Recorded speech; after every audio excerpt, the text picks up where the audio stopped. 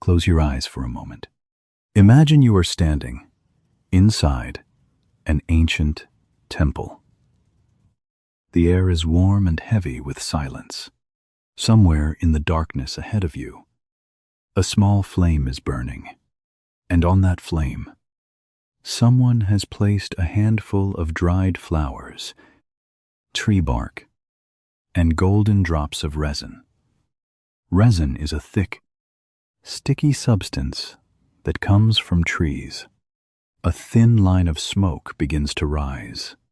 It curls slowly upward, twisting, turning, climbing toward the ceiling and beyond, toward the sky, toward the stars, toward the gods. The smell fills the room. It is sweet. It is deep. It is like nothing you have ever known. And in that moment, the people standing around you believe something powerful. They believe the smoke is carrying their prayers. That smoke is the beginning of perfume.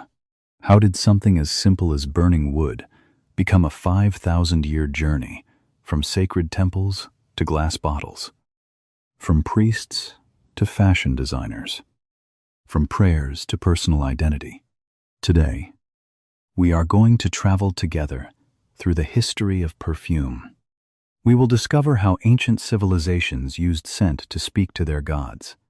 We will meet the scientists, the queens, and the artists who transformed smoke into liquid beauty. And we will learn how perfume became something deeply personal, an invisible language that tells the world who we are. So make yourself comfortable, take a slow breath, and let the story begin.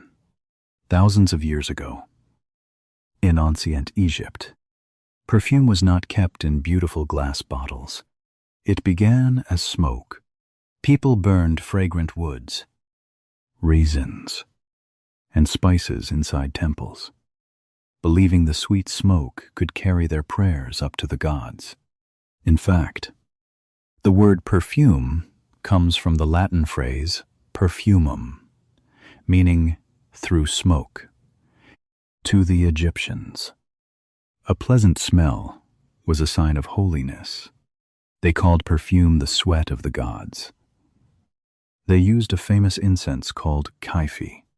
Kaifi was made from many rich ingredients: honey, wine, resin, and aromatic plants.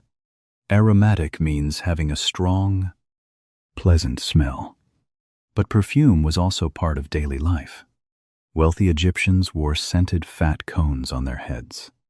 These cones slowly melted in the heat and released fragrance throughout the day. It sounds unusual to us now, but to them, it was as normal as wearing clothes. Perfume was not a luxury in Egypt. It was a language, a way of speaking to something greater than oneself. And the story was only beginning, because far from Egypt, someone was already writing down the secrets of scent. There is a name we should remember: Taputi. She lived in Mesopotamia around 1200 BCE. BCE means before the Common Era, a very long time ago. And she is known as the first perfume maker recorded in history. But Taputi was not only a maker of beautiful scents. She was also a chemist, a person who studies substances, mixes them, and discovers how they work together. She worked carefully with flowers, oils, water, and different plants to create special fragrances. What makes her story so remarkable is that she wrote her methods on clay tablets. She left behind one of the earliest written records of perfume making in all of human history. Long before modern laboratories, long before glass bottles or famous brand names, Taputi was already experimenting with scent. Her work shows us something beautiful. Perfume was not only an art, it was also an early form of science. But the story of perfume did not stay in the temples of the East. It was about to cross the sea. As time passed, Perfume traveled from Egypt to Greece across the warm blue waters of the Mediterranean Sea. The Greeks loved beauty, health, and the human body. So they made perfume a part of everyday life. It was no longer only for gods or temples. Ordinary citizens and athletes began to enjoy scented oils. After exercise, Greek athletes rubbed their bodies with fragrant oils. They believed these oils could relax their muscles, protect their skin, and make them more attractive. The Greeks studied plants carefully and searched for new ingredients from distant lands. They used roses, lilies, violet, mint, and marjoram. Each part of the body could have its own scent. A person might use mint for the arms and marjoram for the hair. To the Greeks, smelling beautiful was a form of respect for the body, for other people, and for the gods. Then came the Romans. If the Greeks loved perfume, the Romans became almost obsessed with it. Obsessed means they thought about it constantly. They could not get enough. Rich Romans used perfume on their clothes, their furniture, their horses, and even their pet birds. At grand feasts, rose petals fell from the ceiling like fragrant snow, filling the great hall with a heavy floral cloud.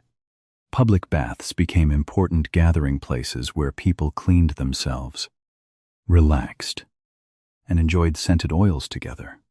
Through these baths, through trade and conquest, the love of perfume spread across the entire Roman Empire. If you are enjoying this journey through history, take a moment to subscribe. New stories arrive every week, stories that help you learn English naturally. One beautiful chapter at a time. Now, let us travel east to the Islamic world during its golden age of science and art. This was the moment when perfume took a great step forward. In the 10th century, a brilliant Persian doctor and philosopher named Avicenna helped perfect the process of distillation. Distillation is a way of separating liquids by heating them and collecting the steam that rises. Instead of simply burning flowers or mixing oils, people could now use steam to capture the true, delicate scent of plants. Imagine rose petals placed gently in boiling water. The steam rises, carrying the fragrance with it. When the steam cools, it becomes a clear, scented liquid rose water. This discovery changed everything. Perfume became lighter, fresher, easier to store in beautiful glass bottles. Across the markets of the Middle East, traders sold musk, ambergris, sandalwood, and spices brought from distant lands. Here, perfume became both a science and a deeply beautiful part of daily life. But what happened when this knowledge reached Europe, a place that, at the time, was not a very pleasant-smelling place at all? For a long time, Europe was not a very pleasant-smelling place. During the Middle Ages, many people did not bathe often. They believed water could bring disease into the body. Crowded streets were filled with unpleasant smells. Life was difficult and often dangerous. So perfume returned in a very practical way. People used small decorative metal balls called pomanders. A pomander is a container filled with fragrant herbs and spices, cloves, cinnamon, and other strong scents. When people walked through dirty city streets, they held pomanders close to their noses, believing these sweet smells could protect them from sickness, especially from the terrible disease known as the Black Death. At that time, perfume was not about beauty. It was about survival. Then the Renaissance began in Italy. Europe started to change. People became deeply interested in beauty, art, science, and luxury. The city of Venice played an important role because it was a busy port city connected to the Silk Road. Rare spices, oils, and fragrant materials arrived from the East. Italian chemists began experimenting with these ingredients in new ways. One important discovery was the use of alcohol in perfume. When essential oils were dissolved in alcohol, the scent became lighter, stronger, and lasted much longer on the skin. This was the beginning of modern perfumery. Perfumery means the art and science of making perfumes. And this is the moment everything changed. Because perfume was about to enter the royal courts of France, in the 1500s, perfume took an important step into France. Catherine de' Medici moved from Italy to marry the French king. She brought her personal perfume maker with her. His name was René Le Florentin. He was skilled, creative, and deeply secretive. It is said that his laboratory was connected to Catherine's rooms by a hidden hallway so that no one could steal his precious recipes. At that time, wealthy people loved wearing fine leather gloves, but leather often carried a strong, unpleasant smell. René solved this problem by creating beautifully scented gloves. Soon, these fragrant gloves became fashionable across the French court. A small trend, but a powerful one. If you travel to the south of France today, you will find a small town called Grasse. It sits quietly among gentle hills near the sea. Today, it is known as the perfume capital of the world. But long ago, it was famous for leather. Because scented gloves became so popular, the people of Grasse began growing flowers to perfume their leather. The climate was perfect warm sunshine, rich soil, and soft breezes from the Mediterranean. Jasmine, roses, lavender, and orange blossoms grew beautifully there. Fields of flowers stretched across the hillsides like colorful blankets. Over time, flowers became more important than leather. The town slowly transformed into the heart of the fragrance industry. Even today, the air in Grasse smells different. It smells alive. During the 17th and 18th centuries, France became known as the perfumed court. At Versailles, perfume was everywhere. King Louis XIV loved fragrance so much that he wanted a different scent for every single day. Perfume was sprayed on clothes, furniture, fountains, and mixed into powders for white wigs. Perfume had become power, status, identity, but it was still very expensive.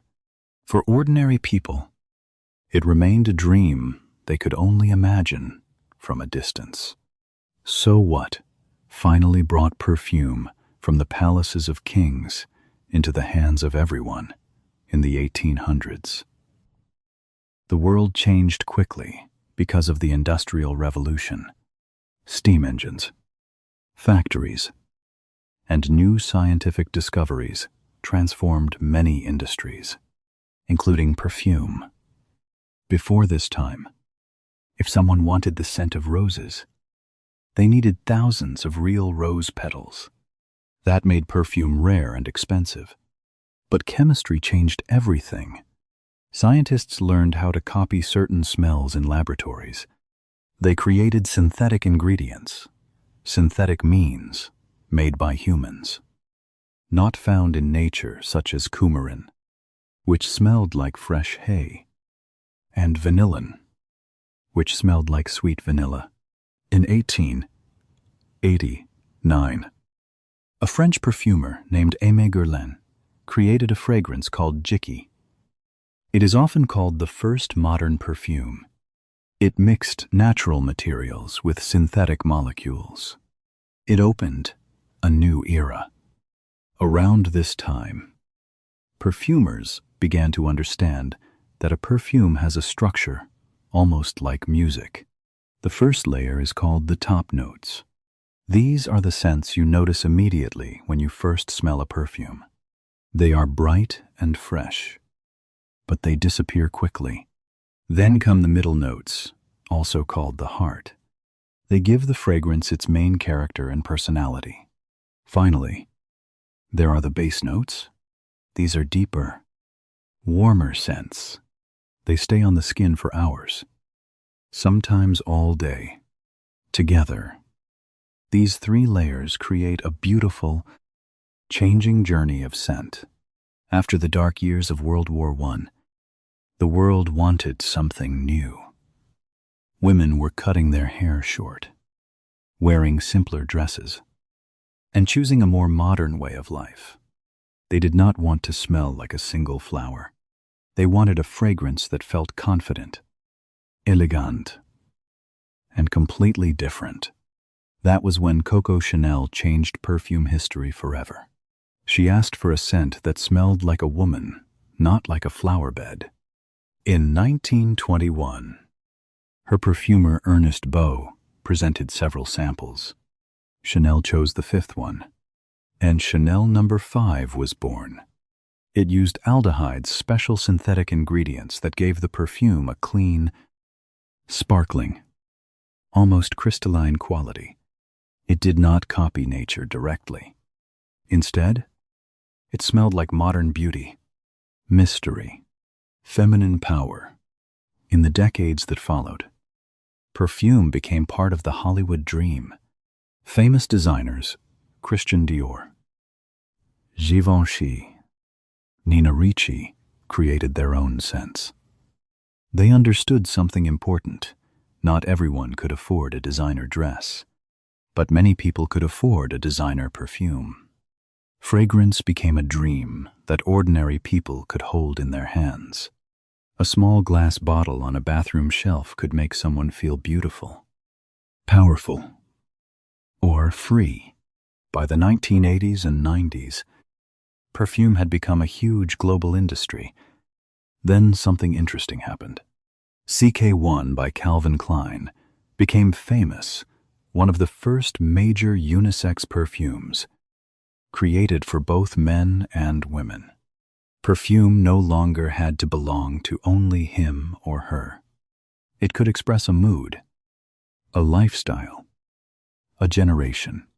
Today, perfume has become more personal than ever. Some fragrances smell like rain on a sidewalk, others like an old library, or wood smoke in the evening air. People do not want to smell like everyone else.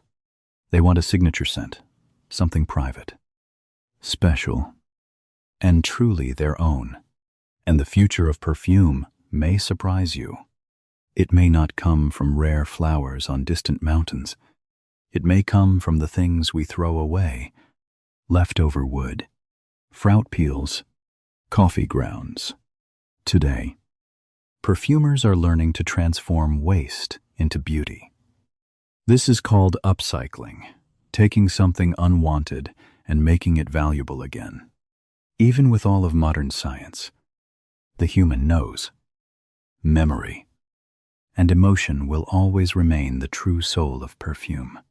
The smoke still rises, and the story continues. Perfume teaches us something simple but important. Beauty can come from anywhere, from smoke, from flowers, from things we almost threw away. It does not have to be perfect. It just has to be real. And that is exactly what your English journey is like. Every word you learn is a new ingredient. Some words are bright and exciting, like top notes. You notice them right away. They stay with you for a long time. They become part of who you are. And some days, the whole fragrance comes together. You understand a sentence. You follow a story. You feel the language moving through you. You are not just learning words. You are creating something beautiful, layer by layer. Day by day, a fragrance that is yours alone. Tell me in the comments, what is your favorite scent? A flower, a spice, Or maybe a memory from your childhood, I would love to know. If these stories help your English, subscribe and join us every week. Thank you for listening. I will see you in the next story.